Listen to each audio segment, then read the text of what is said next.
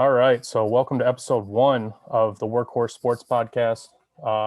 Judging by our looks, we could have called it the Two Bearded Dudes Podcast, but I won't be bearded all the time, unfortunately. But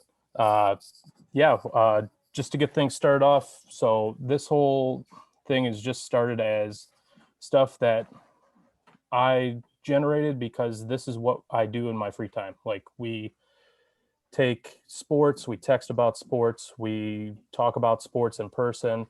I was amazed at how many people were interested in joining something along these lines because we all have the same kind of appreciation for different sports. So football, basketball, baseball, hockey, soccer, all of it.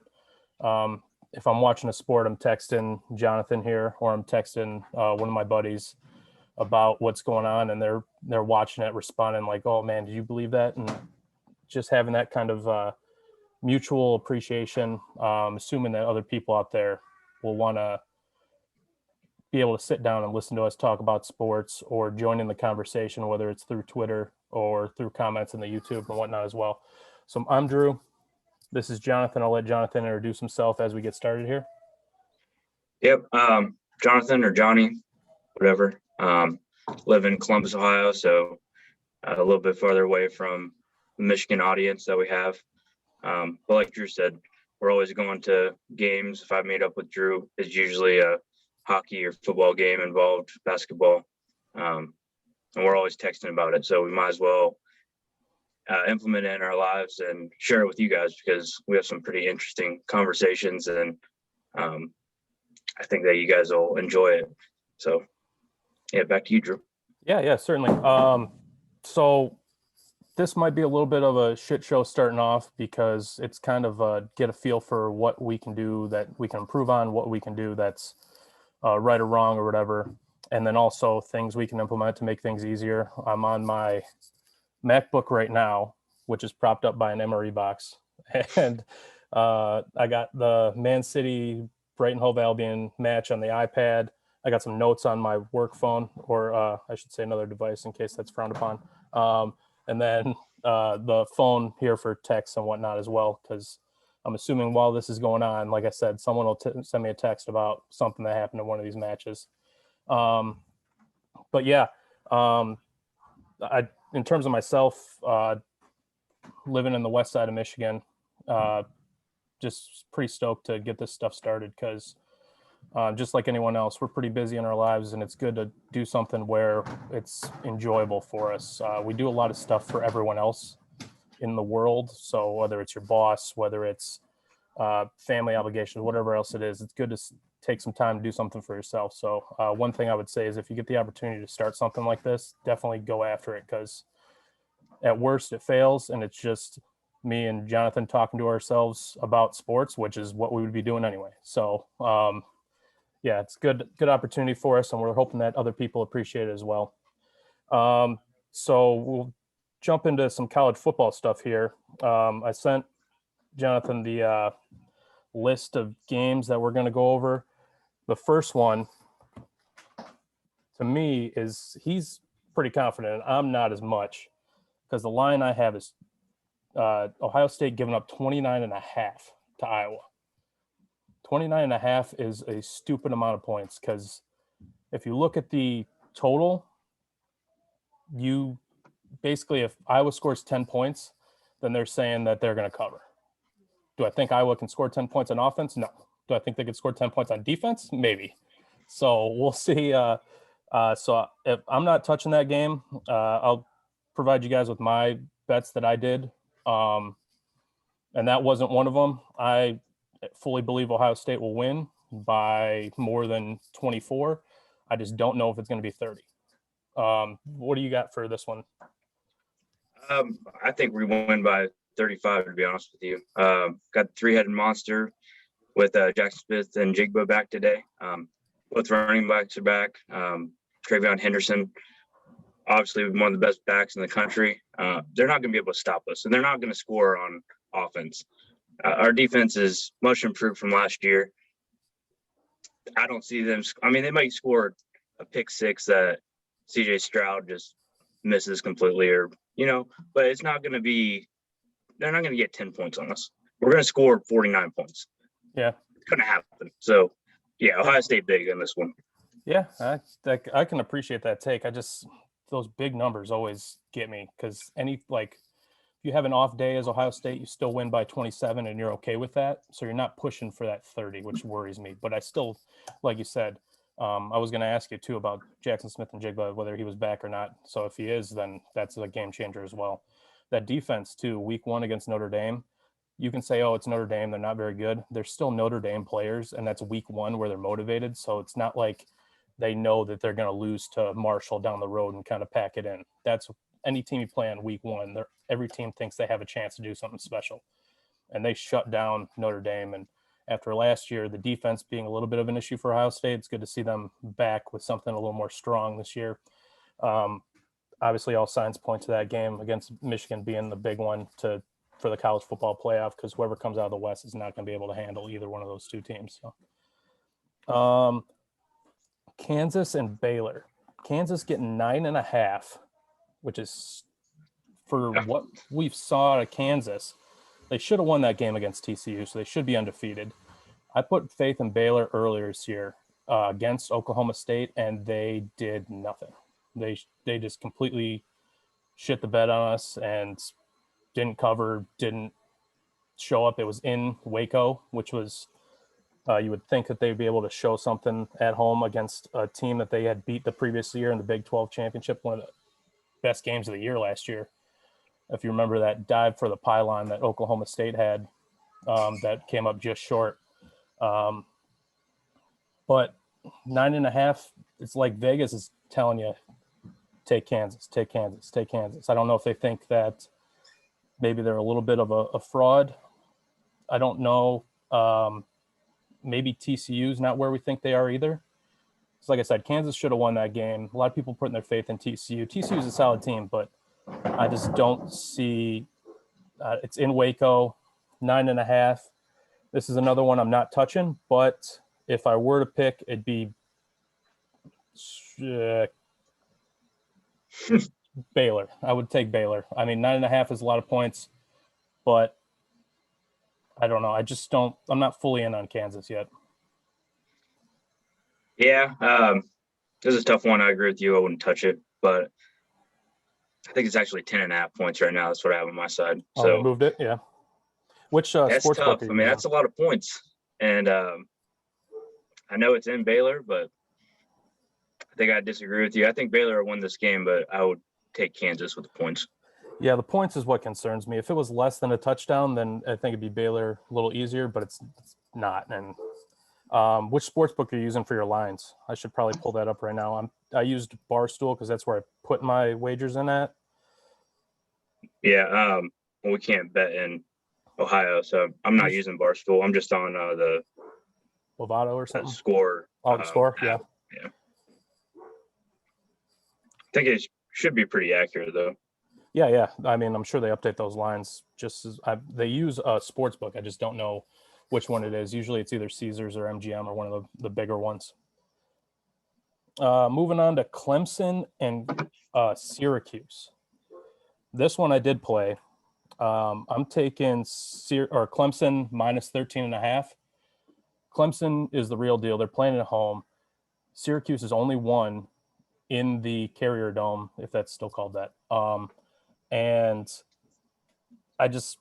they have a lot of penalties. They barely beat a garbage Purdue team that Purdue basically handed them the game when the tight end had 2 unsportsmanlike conduct penalties to give them the ball at like the 45 with like a minute left to go. I don't trust Syracuse. I think Clemson knows that they can just run through the rest of the ACC. And that Clemson has played against better teams in the ACC. I think Wake is better. I think NC State's better. Florida State better. I'm just not in on Syracuse, and I think Clemson, they know they have to win out, and they have to do it impressively because the SEC and the Big Ten could potentially put 2 teams in the playoff. SEC could potentially put 3 teams in the playoff. Right. You don't know what UCLA is going to be doing. You don't know what TCU can potentially do because the Big 12 is a crapshoot. So I think Clemson wins that one, giving up 13.5. Yeah, I'm with you, Drew. Clemson is the real deal. They're much improved from last year. Their defense was never the problem anyway. And I think their offense, they're going to blow through Syracuse. Syracuse is, they say top 3 teams in the ACC. I don't believe that. Yeah. I don't, there's no chance. Clemson, like you said, they have to win out. They have to win out impressively to even have a shot at it. So, yeah, Clemson today by more than two touchdowns, definitely. Probably 2 or 3 touchdowns, actually. Yeah, and those were the noon games that we're going over. I don't know how the weather is down there in Lancaster, but up here it's like 70 degrees. It's going to be hard to sit inside. I might have to take the iPad outside and sit on the porch or something and be like that old man drinking beers on the porch. Right. But yeah, those were the noon games that we're focusing on. There's other good noon games as well, but we're trying to limit this to right around 8 to 10 games a week. So that way we don't kind of skimp on the reasons why we're going over these ones. 3:30 in Baton Rouge, we got LSU and Ole Miss. Ole Miss getting 2. I'm taking LSU. Ole Miss, watching them play Tulane, I know that look that means you have the opposite. I just don't. Do I think Ole Miss can go into LSU and win? I do. Do I think they're going to? No. Do I trust Brian Kelly? I don't. I still bet it though, even though this is along the same lines of like, I don't know if I should touch this. LSU getting 2. I just at home. Is LSU that played Florida going to show up? Or LSU that played Tennessee going to show up? They have athletes. Brian Kelly's not completely inept. Didn't like the way he started the year against Florida State. I like Lane Kiffin. I don't think Ole Miss is going to sustain what they have going on. What do you think? Yeah, I disagree respectfully. No, Brian Kelly should have stayed in Notre Dame. Let's put it that way. Yeah, Ole Miss. I don't know if they're the real deal, but they can beat LSU team by more than 2 points. I mean, it's not going to be close. They're going into Baton Rouge, but still LSU. Brian Kelly doesn't have an answer for him. So, yeah, I'm going Ole Miss on this one. Yeah, and that's one of those triangle matchups. We'll get into Mississippi State here in a minute, but if Mississippi State was going into LSU, I think Mississippi State wins. But I think if Ole Miss plays Mississippi State, I think Ole Miss wins. The environment matters. And with that said, I don't know if you watched Mississippi State, Kentucky last week, but they looked like garbage. And they're getting 21 against Alabama this week. But we'll get into that one in a minute. Should be a good game. 3:30 slate is pretty solid as well. Moving on to Texas and Oklahoma State. Texas giving up 6.5 versus OK State in Stillwater. I got to make sure I have that same line for the one I bet. Nope, I didn't bet that because I did. I bet the over on that. I bet over 61. Yeah. I think those teams will put up points. Do I trust that Oklahoma State can hold off Texas? That Texas team is what you would expect a Texas team to be, only better. So they're inconsistent. I don't trust them to do anything. I don't trust them. When they played Alabama, I thought they were going to get killed. They kept it close. Then they go and end up losing to, what was it, Kansas State? Yeah. I think so. Yeah, they're inconsistent. I think he's got a good thing going. I like Quinn Ewers. He's back. Is he fully healthy? I don't know. If I had to pick, I'd say getting 6.5 at home for their homecoming. Oklahoma State would be a good choice, but I'm not touching that. I'm going with the over because those teams can put up points. I think Texas alone will put up 40. It's just a question of whether OK State can put up 50. Right. Yeah. Over is a good bet in my opinion too. Oklahoma State's a good team, but like you said, it's which Texas team are we going to get in this game? I wouldn't touch it, but I think Texas can go in there and they'll win by a touchdown. If they're going to win, they're going to win by a touchdown. Like you said, it depends on who we get. Both teams are good, but going with Quinn Ewers, it's a heck of a quarterback down there. So I wish he would have stayed in Ohio State, but it's different topic.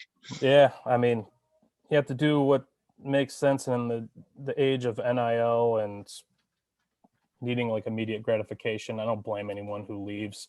It's always frustrating. One of the better running backs that played at MSU transferred down to Western and tears it up for them. And it's like, well, what if he would have stayed at State?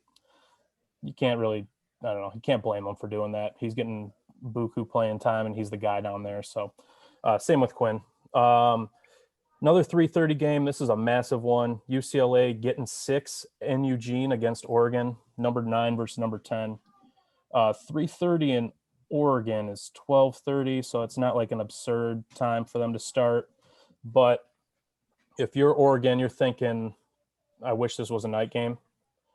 And UCLA, they're solid. I think Chip Kelly has got things going over there. I like Charbonnet as their running back. One interesting thing I've taken in this one, a little uncertain on it, but I think I'm going to go with the over in this one as well, 71.5. Those teams should put up points. That's a high number, though. That one might come back to bite me in the ass. But interesting to think about, if UCLA wins out, storyline perspective, they make the Rose Bowl. They play Michigan. Charbonnet is a Michigan transfer. He'd be playing them in his home stadium in UCLA. 2 solid running games. That'd be an interesting one. But yeah, I would, if I had to pick it, I would take Oregon at home. But I'm taking the over for sure. Yeah, I agree. UCLA is a good team, but something about big games in Oregon, they usually pull it out. I said this is probably not one I would touch either, just because. But at the same time, if I had to pick, I would definitely pick Oregon. Yeah, you want to take the lead on these last 2, if you have them in front of you? Yeah. So next one is Mississippi State at Alabama. So we have it at 21 points. Alabama played Tennessee last week. They're a lot better than Mississippi State, and they're going to be out for revenge. I have Alabama by 1 million in this one, to be honest. They're not going to lose 2 games in a row. 21 points is a big spread, but coming off last week and all of that, I don't think there's any chance. They're going to get up big and they're going to stay up. I like them covering on this one. Yeah, and I agree with what you said, but even from a Mississippi State standpoint, you go into Kentucky and your offense looks inept against Kentucky. That's supposed to be your hallmark, is your ability to throw all over the field and the Mike Leach offense, and you couldn't do it. That's more concerning for me than even like Alabama's perspective, because if Bryce Young goes down, that offense isn't going to be nearly as good. That backup, he can run. He's a freak athlete, but I just don't think he can throw. Or if he does throw, it's just not going to be the same, obviously, as, the Heisman Trophy winner being out there. Mississippi State getting 21. I didn't touch it, but I would take Alabama in that one. You don't make a fortune betting against Nick Saban either. He has 1 loss against a good Tennessee team on the road, in which they essentially shot themselves in the foot all game. Alabama's good. They're not the same Alabama, but they're still going to make the college football playoff somehow. I can almost guarantee you that, one way or another. And they might get a shot to play Tennessee again in that SEC championship. And if they win that game, that's guaranteed that they'll make it. It'd be guaranteed anyway, but I mean, that head-to-head win would be huge. Last one, 8 p.m., Kansas State versus TCU, Fort Worth. K-State getting 3.5. What do you got for that one? It's a tough one. It's TCU for real. I mean, they had a good game last week. I think Kansas State played Iowa State last week. It was low scoring, like 9-10 or something. We'll find out today, I think. I have TCU on this one. It's 3.5 points. I think they outscore Kansas State for sure. How about you? I got K-State getting 3.5. I think it'll be close. If I had to pick outright, I probably wouldn't touch it, but I might go with TCU, but I don't see it being more than a field goal game. Kansas State's defense is solid. Their quarterback is Adrian Martinez out of Nebraska, the transfer. He's the concern for me for Kansas State. He puts the ball on the ground. You saw that when they played Michigan State last year. You saw it when he played Michigan. I don't think it mattered against Ohio State, but I'm sure he turned the ball over then too. It's just a concern at quarterback when your quarterback is fumble prone. TCU solid. I want to say Kansas State had a week to prepare for this one. I think they just come off their bye week. I can look that one up. But yeah, I would take K-State in the points. If it was a straight up, I would take TCU or nothing, but I probably wouldn't play it. So those are the games for this week. Did they have that bye? Did you see or no? Yeah, they had a bye last week. Yeah, that's huge for them. So thinking about college football playoff scenarios now, I got Ohio State coming out of the Big Ten. I don't see them losing to Michigan at home in the shoe. Last year, I don't know if Michigan is or not because that Penn State team was just a fraudulent top 10 team. They didn't. They had the excuse of the hurricane in that game against Northwestern where they only won by like 3 or 7 or it was a 1-score game. And then Michigan goes in there losing at half. Granted, I know their defense held Ohio State or Penn State to almost nothing, but it'll be a shootout. I've got Ohio State winning that. The question is, does Michigan still get in if they lose to Ohio State? They've done it in the past, but not playing in that championship game could be detrimental when you're considering an SEC team that's equally worthy that goes into that championship game, and whether it's in the East or the West, loses to the other team. That's 2 right there they're going to get in. So it's going to come down to the ACC, the Big 12, and the Pac-12. Do they have undefeated teams that can push out a Michigan? Same thing if you're looking at it from Alabama, Tennessee, or Georgia standpoint. If Tennessee goes to Georgia, loses a close game, doesn't play in the SEC championship game, do they get in? I would think that they would have a better chance of getting in than the Michigan team based on scheduling. Michigan's tough game is Ohio State. Who else is their tough game? Their non-conference schedule was abysmal. You play 3 games at home against 3 of the worst teams in college football. You basically forcing yourself to have to win out. And if they don't, then I don't know if they get in. What do you think on that front? I think the SEC is too strong this year compared to the Big Ten. We got the top 3, Ohio State, Michigan, and Penn State. And like you said, Penn State, they did nothing last week against Michigan. I mean, those numbers were so lopsided. It shouldn't even been close at halftime. They weren't a top 10 team. They're definitely not going to be a top 10 team. I think the only way Michigan gets in is if they beat Ohio State in Columbus, and it's not going to happen. I think it's going to be a shootout. And if it does happen, one of those teams is going to be in the playoffs. I don't think you're getting 2 Big Ten teams in the playoffs just because, like you said, what happens if Tennessee gets beat by Georgia, Alabama wins a Big Ten or the SEC championship, Tennessee is getting in. Mm-hmm. I mean, they beat Alabama and have a tough schedule. And then you got Clemson. What if Clemson wins out? Yeah, I mean, and that was what I was going to say. I don't expect UCLA or TCU to win out, and that would essentially eliminate the Big 12 and the Pac-12 because I don't see them having a one-loss team out of those conferences over a one-loss team out of the Big 10 or the SEC. And if Clemson wins out in the ACC, there's no chance that they get left out. Obviously, if they win out, they wouldn't get left out. But even with a loss to well, I mean, they already played the tough teams on their schedule. They already played NC State. They already played Florida State. Whoever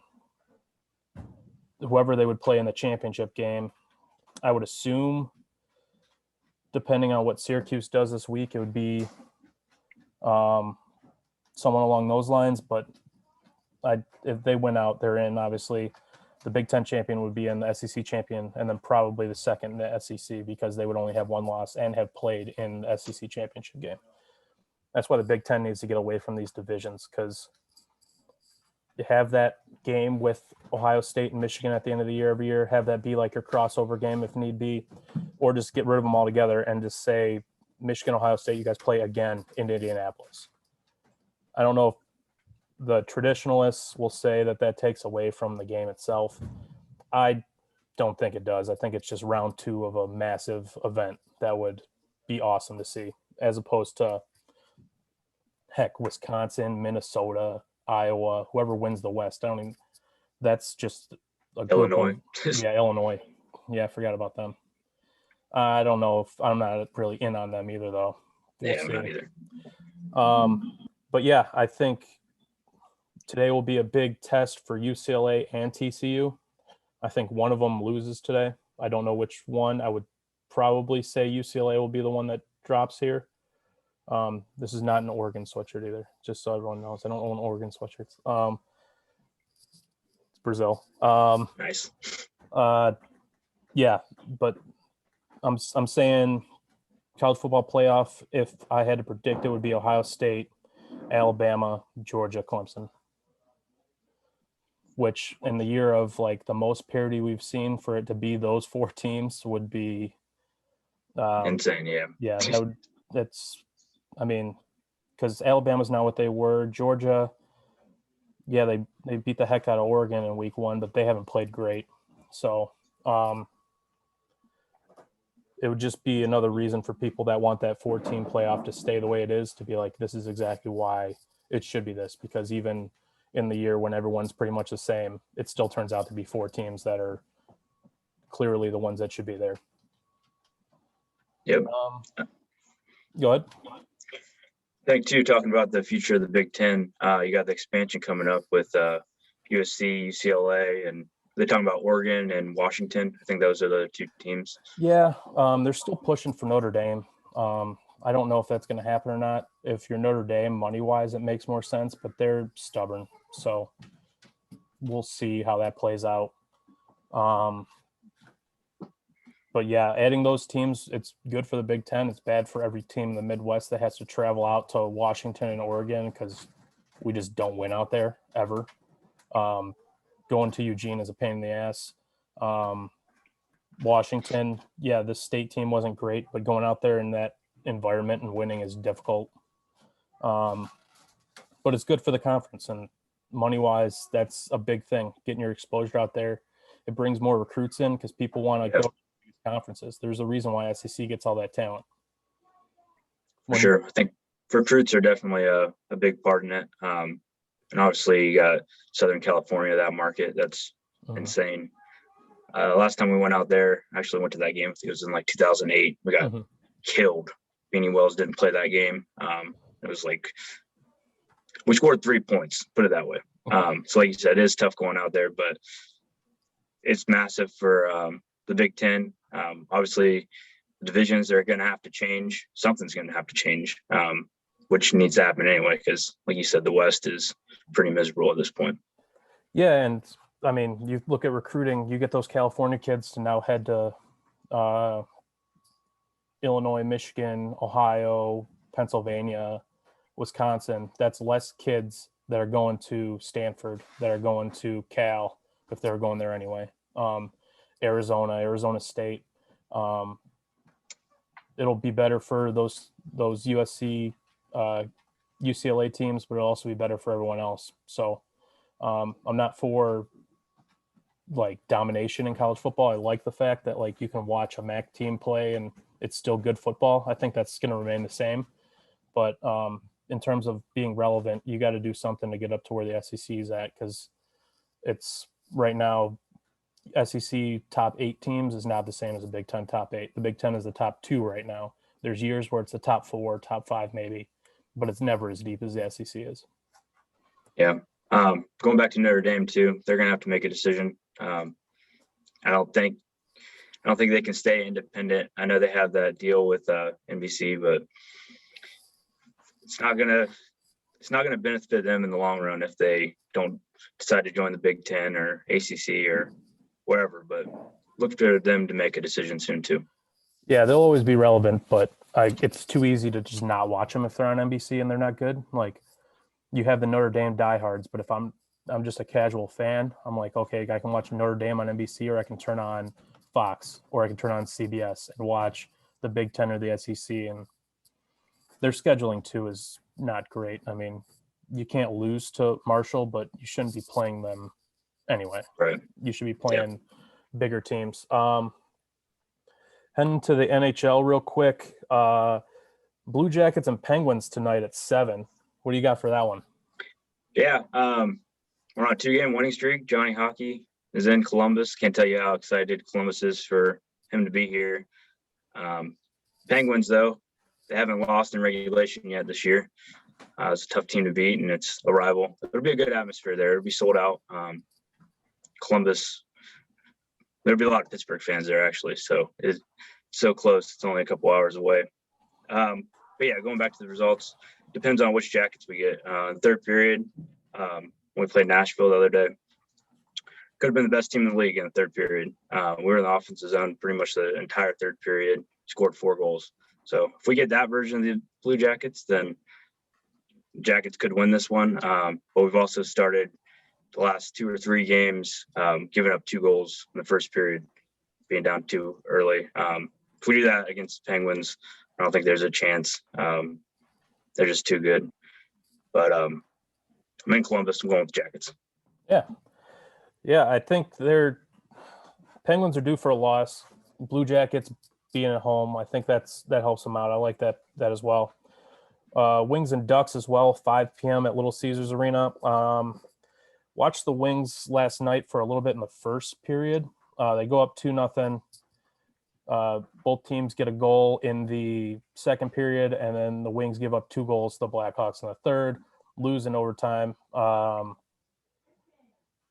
I like the young team. I think they'll be solid, but their goal this year should be to be like 7th or 8th and get into the playoffs, sneak in somehow.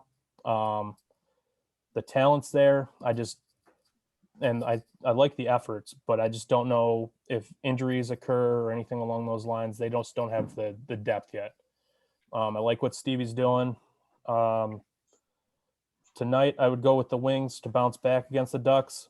I don't think the Ducks have a whole lot going for them right now. And like I said, that young talent, if I were a Wings fan, I'd be stoked to see what they have going on. But I also think they need a little more time. They need a little more, get a couple more draft picks, get a couple more veterans through free agency. They've done a good job with that so far. And, hopefully not waste a whole bunch of Larkin's time that he has before he's getting up there in age, which seems crazy based on since he's been with the Wings, it seems like they've just not been great. What do you got there? A beer or is that an energy drink? Oh, no, it's an energy drink. Yeah. Nice. Should be a beer, though.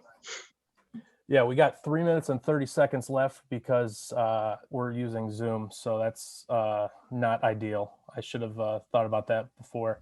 That's one of those things that we'll look back on and alter. I know there's other services we can use, or I can upgrade depending on what the cost is. I'm not trying to dump a whole bunch of money in this before we even know if it's going to turn into anything, but we'll figure that out. But yeah, 40 minutes for the first one is probably not terrible anyway.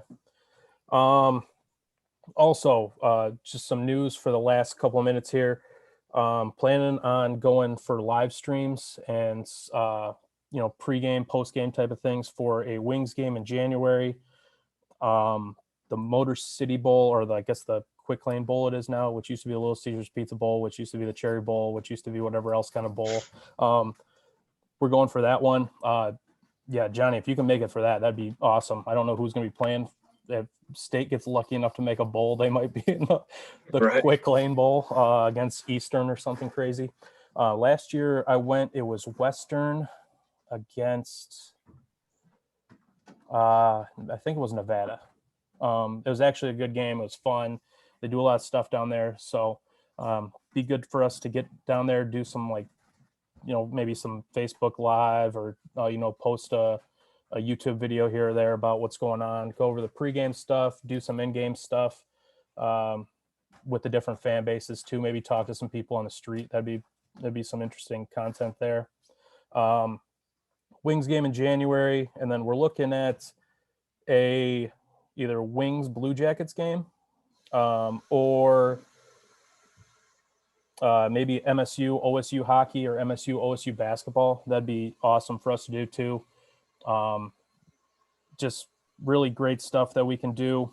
So what we need from you guys, listen to the pod, watch the YouTubes, check out the blogs on workhorsesports.org, like the Facebook page, follow on Twitter, rate and review podcasts. We're trying to get everywhere. Johnny's going to get the TikTok going because I'm essentially inept with that type of stuff. But yeah, we're putting stuff out there. We want to know what we can do better, what we can do different for you guys, what you guys want. Because this is something that, like, this 40 minutes flew by. I didn't even realize we were even that close. This is just what we do. Today, I'll be tweeting out as much as I can during the games, and just looking forward to getting this thing going with the help of everyone that's watching, listening right now. Jonathan, you got anything before we head out? Yeah, just like Drew said, more support we get, the more we can do. And also let us know what we can do better. We're just starting this. Like I said, we do this, but we've never actually put ourselves out there and created a channel like this. So if you guys like it, please just let us know what we're doing right, what we're doing wrong, what you guys want more of. And we'll continue to do this. Like you said, Drew, 40 minutes didn't feel like 40 minutes. Fun talking about sports. It's a huge slate of college football today. So we're just going to keep doing this and let us know what we can do better. Exactly. But yeah, that's all we got for today. We're trying to get this posted. We'll get this posted hopefully within the next hour here. Or I might have some editing and having to learn how to edit on the fly.